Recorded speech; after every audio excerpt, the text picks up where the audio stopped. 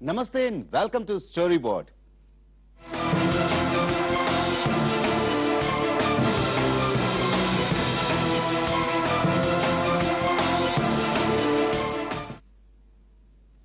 ఆమెది ఓ అవ్యక్త వ్యక్తిత్వ సాగరం.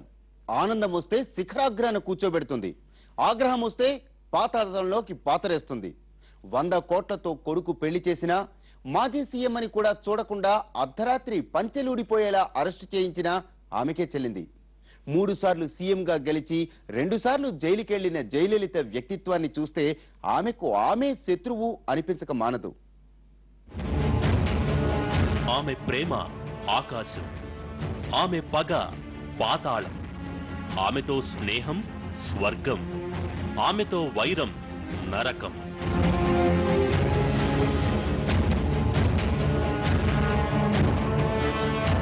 ఈ ఉపోద్ఘాతమంతా ఓ ఆమె గురించి, తమిళనాడు రాజకీయాల్ని శాసించిన ఓ నాయకురాలి గురించి, దక్షిణాది చలనచిత్ర సీమ నేలిన ఓ అందాల తార గురించి, ప్రేమకు పగకు మధ్య ఊగిసలాడుతూ తనకంటూ ఓ అంతర్మథన సామ్రాజ్యాన్ని నిర్మించుకున్న ఓ స్త్రీ గురించి, తన కడుపున పుట్టకపోయినా పెంపుడు కొడుకు పెళ్లికి 100 కోట్లు ఖర్చు పెట్టి నభూతో నభవిష్యత్ అనేంత వైభవంగా జరిపించిన ఓ అమ్మ గురించి, నిండు సభలో తనకు జరిగిన అవమానానికి ఒంటరిగా పగ తీర్చుకున్న అభినవ ద్రౌపది గురించి, ఆడంబరంగా బతకటమే జీవితమన్నట్టు అడుగులేసి ఆగ్రహమొచ్చాక వాటన్నింటినీ వదిలేసి సాధారణంగా నడుచుకుంటున్న ఓ వనిత గురించి. ఇలా చెప్పుకుంటూ పోతే ఆమెలో వ్యక్తిత్వాన్ని అంచనా వేయటానికి పదాలు చాలవు, ఆమె మనస్తత్వాన్ని విశ్లేషించటానికి మాటలు దొరకవు. ఇవన్నీ ఆమెనే ఆమెకు శత్రువుగా మారుస్తున్నాయా అన్న భావన కలిగించేంత వైవిధ్య వ్యక్తిత్వం. దేశ రాజకీయాల్లో అవ్యక్త వ్యక్తిత్వ సాగర శిఖరం జయలలిత.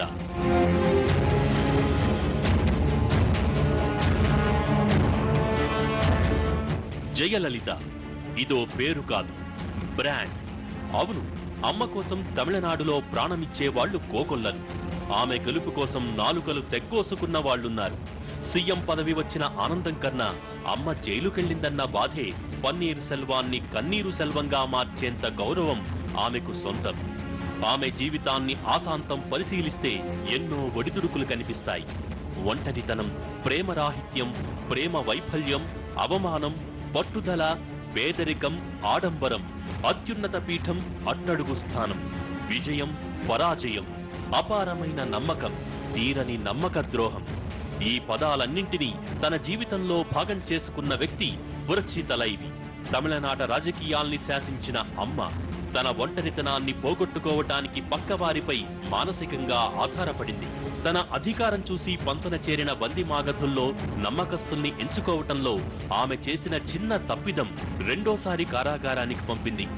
ఒక రాష్ట్ర ముఖ్యమంత్రిగా ఉంటూ అక్రమాస్తుల కేసులో శిక్ష పడ్డ మొదటి వ్యక్తి జయలలితే. నిజానికి మొదటి నుంచి కూడా జయలలిత గారి పైన ఎన్నో క్రిమినల్ కేసులు ఉన్నాయి. తర్వాత చాలా చాలా వివాదాల్లో ఇరుక్కున్నటువంటి వ్యక్తి. కానీ వీరు చాలా గొప్ప స్ట్రాటజిస్టు, మంచి అంటే వ్యూహకర్త. అందుకే కాబోలు వారికి చెక్ పెట్టడానికి చాలా అనుభవం ఉన్నటువంటి గవర్నర్ని పంపించడం, లేకుంటే వారిపైన నిఘా పెట్టడం లాంటివి పూర్వ ప్రభుత్వాలు చేశాయని చెప్పేసి ఎన్నో విశ్లేషణల్లో చెబుతుంటారు. అయితే కేవలం అంటే విలువ అనేది ఈ వ్యూహరచనే కాదు, విపరీతమైనటువంటి బుక్కిష్ నాలెడ్జ్ ఉంది వారికి. పుస్తక పఠనం, పుస్తకం పురుగు అని చెప్పవచ్చు జయలలిత గారిని. ఎన్నో ఉత్తాన పతనాల్ని చూసిన జయలలిత ఆ ఒత్తిళ్ల పొత్తిళ్లలోనే నలిగిపోతూ వచ్చింది. తన అచేతనంలో గూడు కట్టుకున్న ఒత్తిళ్లన్నీ ఒక్కసారిగా బద్దలైనప్పుడు ఆమెలో ఉగ్రస్వరూపం చూశారు.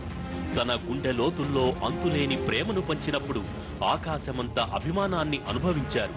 అందుకే శశికళ, ఇళవరసి, సుధాకరన్లు తన అనుంగు మిత్రులుగా మార్చుకున్నారు. శశికళ కుమారుణ్ణి ఏకంగా దత్తత తీసుకుని 100 కోట్లతో ఆడంబరంగా పెళ్లి చేసింది. వాళ్లను తన ఇంట్లోనే పెట్టుకుని ఆఖరికి ముఖ్యమంత్రిగా తాను తీసుకోవాల్సిన కీలక నిర్ణయాలను కూడా వారి చేతుల్లో పెట్టింది. ఈ ప్రేమ కోణం ఒక్కటే కాదు, ప్రతీకారం తీర్చుకోవాలన్నా ఆమెకు ఆమె సాటి అని చెప్పుకోవాల్సిందే. ఆమెకు చిన్నతనం నుంచి సినిమాలు ఎలా విడదీయరాని సంబంధంగా ఉన్నాయో ఆమె జీవితాన్ని కూడా ఆ సినిమాలే ప్రభావితం చేస్తూ వచ్చాయి. నిండు సభలో తనకు జరిగిన అవమానాన్ని తట్టుకోలేక సభకు రానని భీషణ ప్రతిజ్ఞ చేసిన జయ ఆ తర్వాత తన పగను కూడా అదే రేంజ్లో తీర్చుకున్నారు. సినిమాలో చూపించినట్టుగానే ఎవరూ ఊహించని విధంగా అర్ధరాత్రి తమిళనాడు మాజీ సీఎం డిఎంకే అధినేత కరుణానిధిని పంచలూడేలా అరెస్ట్ చేయించింది. అప్పటి నుంచి తమిళనాట రాజకీయాలు రగులుతూనే ఉన్నాయి.